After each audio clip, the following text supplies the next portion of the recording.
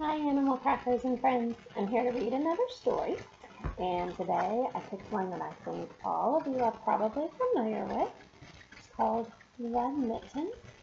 And I think most of you have heard this one, and it's a really good story.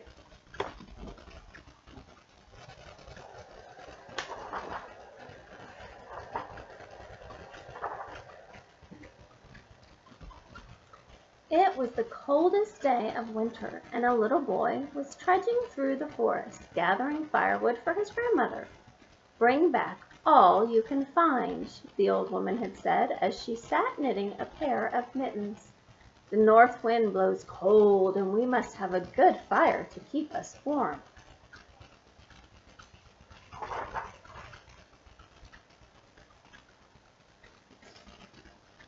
Sure, put my angle right here so you can see. All morning the boy worked picking up sticks until his sled was well loaded. Then a very strange thing happened. Just as he picked up the last stick, he dropped one of his mittens in the snow. He dropped one in the snow over here. Now, how a boy could do this on the coldest day of winter, I'll never know. But that's the way my grandfather tells the story. Off he went with his load of wood, and the mitten was left lying in a snowdrift.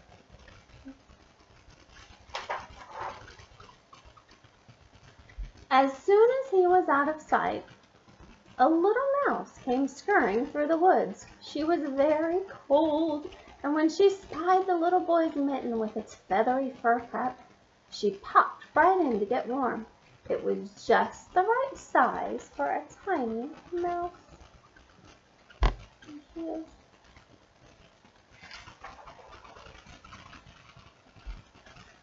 Presently, a green frog came hip-hopping over the snow. "Anybody home?" she asked when she saw the mitten. "Only me," said the mouse, "and come in quickly before you freeze." The mouse invited the frog in.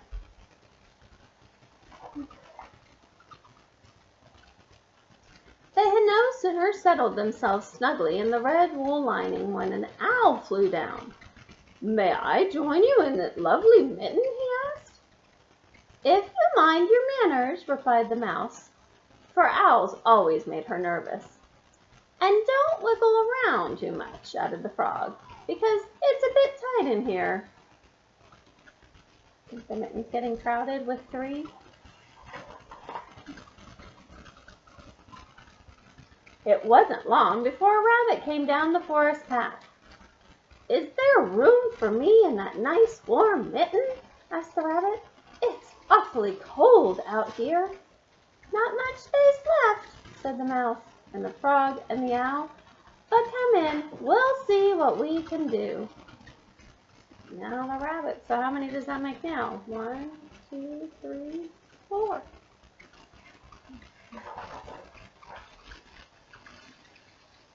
Even before the rabbit had gotten herself tucked in, a fox trotted up to the mitten, and after a good deal of trouble, she got herself in along with the others. The mouse was beginning to think maybe she shouldn't have been so generous, but with the bitter wind outside, what else could she do? She's trying to be a good friend and help them all out, isn't she?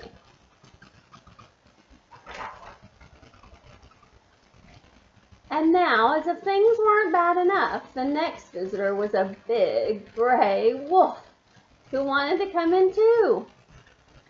"I don't know how we'll manage it," said the mouse, "but we'll try." Everyone moved around a bit, and finally the wolf squeezed into the mitten. It was very crowded by now, but at least it was warm.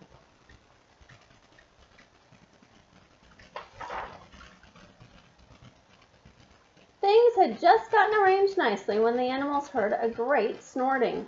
It was a wild boar, and he was very anxious to get in out of the wind.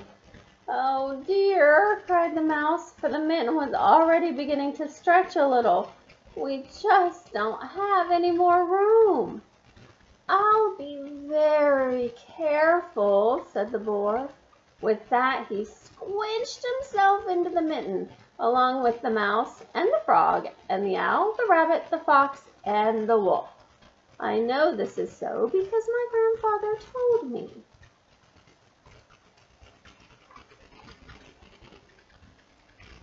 But the worst was yet to come, for who should appear now but a bear?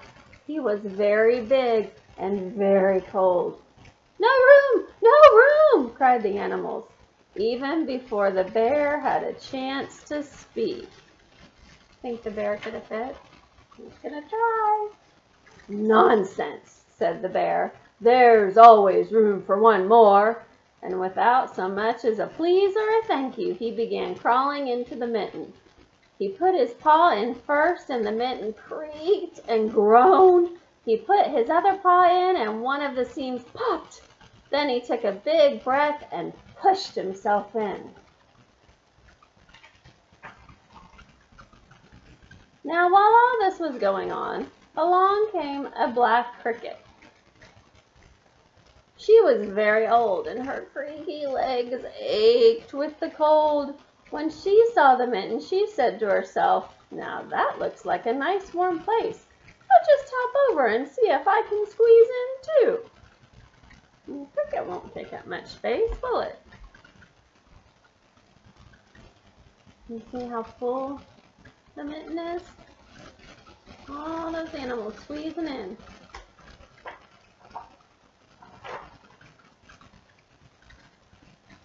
But, ah me, that's all that was needed to finish off the poor old mitten.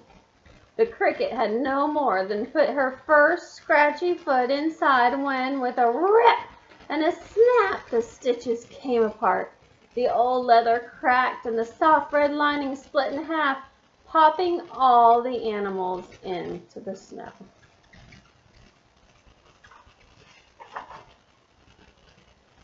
Well, at this very moment, the little boy discovered that he had only one mitten. So back he went to see where he might have dropped the other one. But all he could find were the ripped apart pieces, and he thought he saw a little mouse scurrying away, with a bit of red wool perched on her head. It looked very much like the lining from the thumb of his missing mitten.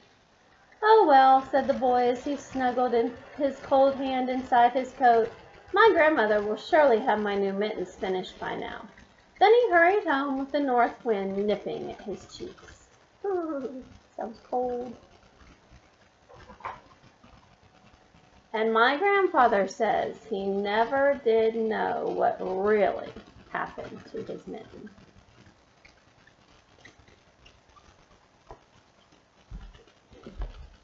That's pretty good, huh?